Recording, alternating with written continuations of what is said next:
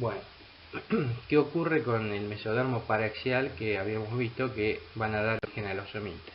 Bueno, como vemos, entonces tenemos el surco neural que va a formar el pliegue neural. Mientras está el surco neural todavía tenemos el somita, que tiene una estructura maciza, de estructura como un cubo, ¿no? O como un ladrillo, ¿no? Y una vez que se forma el tubo neural, ya vamos a ver más adelante, por elementos también secretados y expresión de genes, este somita se va a diferenciar en tres estructuras. La parte medial y ventral del somita, por influencias de factores que expresa el tubo neural y la notocorda, se va a formar o va a dar origen a lo que se llama esclerotoma o esclerotoma. Las partes lateral interna y lateral externa del somita van a formar lo que se llama miotomo o miotoma, y la parte dorsal y medial del somita va a formar el dermatoma, ¿no? Después el dermatoma con los miotomas se unen y forman el dermatomiotoma, como vemos acá, ¿no? Entonces el esclerotoma y el dermatomiotoma se forman de distintas estructuras o distintas partes del somita. La ventral y medial va a formar el esclerotoma, la dorsal y medial van a formar el dermatoma, y las laterales internas y externas van a formar el miotoma. Ahora, ¿por qué ocurre esto? Como dijimos, por influencias de factores secretarios o factores de transcripción expresados en el piso del tubo neural y en la notocorda. Este factor es el Sonic-Head-Hodge, que va a hacer que la parte ventromedial del somita se diferencie a esclerotoma y que estas células expresen PAX1. Todas estas células de esclerotoma después se van a relacionar con la notocorda para formar cartílago y hueso fundamentalmente de la columna vertebral. El techo del tubo neural va a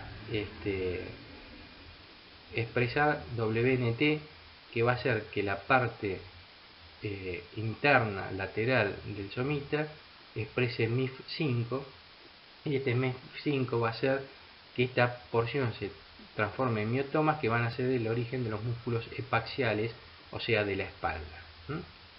También el techo del tubo neural va a expresar neurotrofina 3. Esta neurotrofina 3 va a hacer que se exprese el dermatoma para formar la dermis de la piel, y que expresen PAS3, esta estructura del dorsal y medial del somita. Por la expresión de proteína morfogenética 4 del mesodermo lateral y WNT de la parte del dorso del embrión, se va a expresar MioD en la región externa y lateral del somita para que se formen los músculos de la pared corporal y de los miembros, ¿no? Entonces, estas distintas estructuras, el esclerotoma va a formar entonces tejido óseo y cartilaginoso de la columna vertebral. La parte del miotoma interno va a formar los músculos epaxiales, la parte dorsal y medial del somita va a formar la dermis, y la parte externa va a formar los músculos de la pared corporal y miembros. En esta etapa también se van a desarrollar los primeros vasos sanguíneos, en esta primera etapa de evolución. Y esto ocurre de acuerdo a la siguiente expresión de factores de crecimiento. Estas células mesenquimáticas o mesodérmicas de la pared del saco vitelino tienen receptor para el factor de crecimiento fibroelástico. Entonces, ante la expresión del factor de crecimiento fibroelástico 2, se une con el receptor y estas células empiezan a agruparse para formar los grupos hemangiógenos. Estos grupos hemangiógenos a su vez expresan el receptor 2 del factor de crecimiento del endotelio vascular, y ante la presencia del factor de crecimiento del endotelio vascular hace que se diferencien en dos estructuras. Una primera estructura que es básicamente que las células se aúllen y formen estructuras epiteliales en la periferia que van a formar las células endoteliales, y las células centrales van a tomar características de células madres sanguíneas. Posteriormente, estas células expresan el receptor 1 del factor de crecimiento del endotelio vascular, y ante la unión con su ligando, que es el factor de crecimiento del endotelio vascular, se produce la formación tubular, o sea, de los primeros vasos. A este proceso descrito hasta acá se lo conoce como vasculogénesis, porque es el origen de los vasos de novo, o sea que todavía no estaba formado el vaso y se va a formar estos vasos a través de estos procesos que dijimos anteriormente, hasta la formación tubular. Esto se llama entonces vasculogénesis. Otra forma que tienen los vasos de proliferar es a través de la angiogénesis, que al contrario no es la formación de vasos de novo, sino que preexisten vasos y se producen colaterales o nuevas ramificaciones. Y esto ocurre a través de que estas células tienen los dos receptores para el factor de crecimiento del endotelio vascular, y ante su ligando entonces se produce la aparición de nuevas ramificaciones en vasos preformados. Esto es un mecanismo que utilizan los tumores para proveerse de irrigación cuando crecen exageradamente, comprometiendo los tejidos nobles. ¿Cómo ocurre esto? En el mesodermo que tapizaba el endodermo del saco vitelino va a haber células mesenquimáticas. Estas células mesenquimáticas primarias van a sufrir diferenciación para agruparse formando grupos hemangiógenos o acúmulos de Wolff y Panda. Estos acúmulos de Wolff y Panda, ahora vamos a ver por qué, se diferencian las células externas para formar el endotelio del vaso, y las células centrales van a formar las células madres, angioblastos o hemangioblastos, como vemos acá, que van a formar las células sanguíneas. En esta porción, en estas diapositivas, es donde se van a ubicar el desarrollo de los vasos, como dijimos, en el mesodermo que cubría el saco vitelino, en el mesodermo del pedículo de fijación, y después lo hacen en las vellosidades. Son las vellosidades, como habíamos dicho, hay distintos tipos de vellosidades. La primera, o vellosidad primaria, está formada por sincicio y citotrofoblasto. La vellosidad secundaria se le agrega al mesodermo extraembrionario, y la terciaria, en donde ya en este periodo hay formación de vasos y se le agrega los capilares vellositarios. El embrión empieza a crecer demasiado aceleradamente y entonces se tiene que ubicar en la misma cavidad, porque el útero no crece tan rápido como el embrión.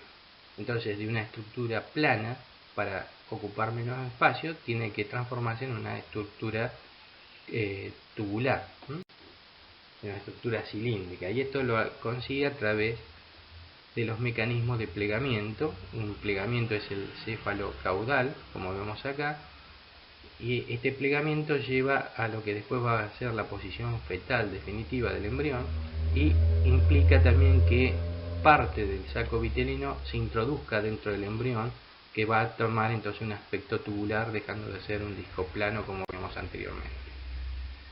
Y el otro plegamiento es el lateral o dorso ventral, que también implica que el saco vitelino se introduzca para después formar.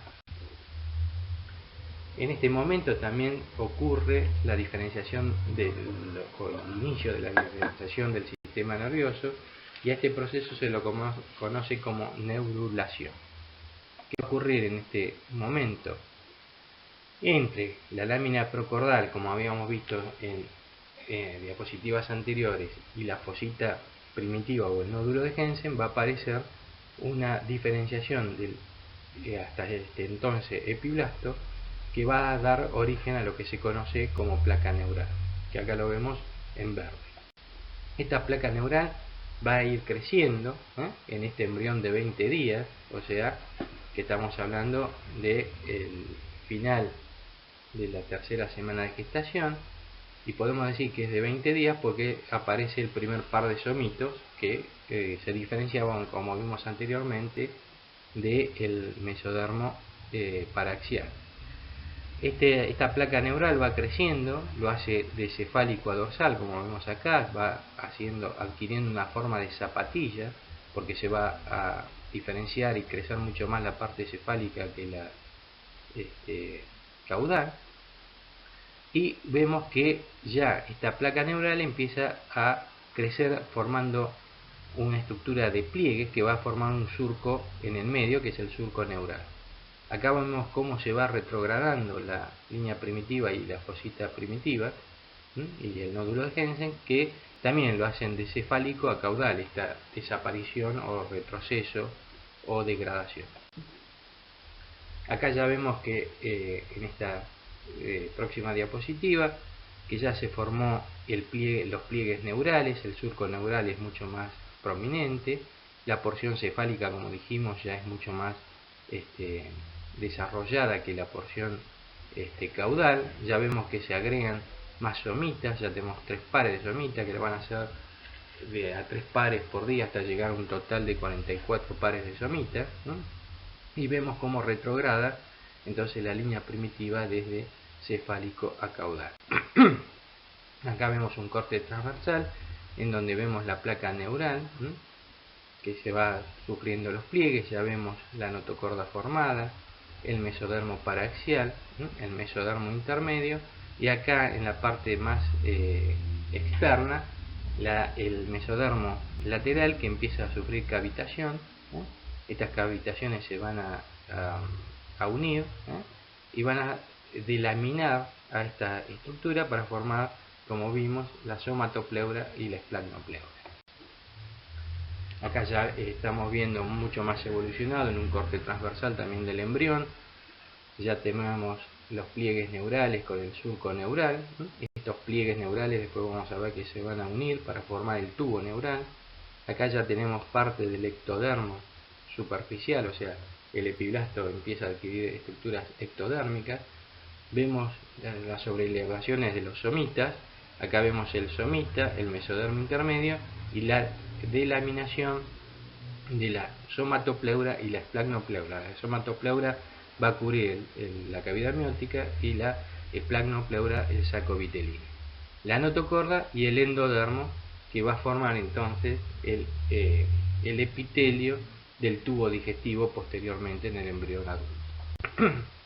Acá vemos entonces básicamente el tubo neural, con los somitas a los lados.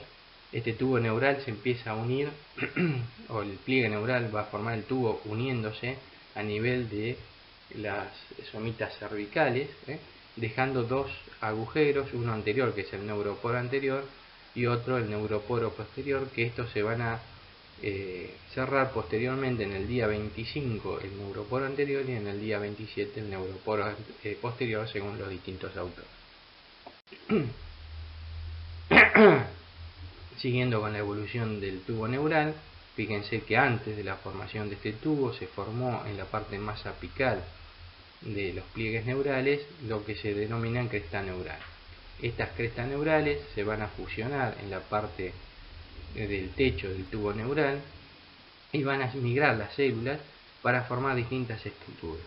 Aquellas que migran en la parte ventral van a formar estas estructuras que vemos, los ganglios simpáticos, la glándula, parte de la glándula suprarrenal en desarrollo, los ganglios preaórticos, los ganglios entéricos, y los que migran en porción dorsal van a formar melanocitos, y también células que migran de la cresta neural van a contribuir a la formación del ectomesénquima para formar las estructuras mesodérmicas de cabeza y cuello, y también van a formar las células que migran por el cuerpo último branquial para formar las células C de la tiroides.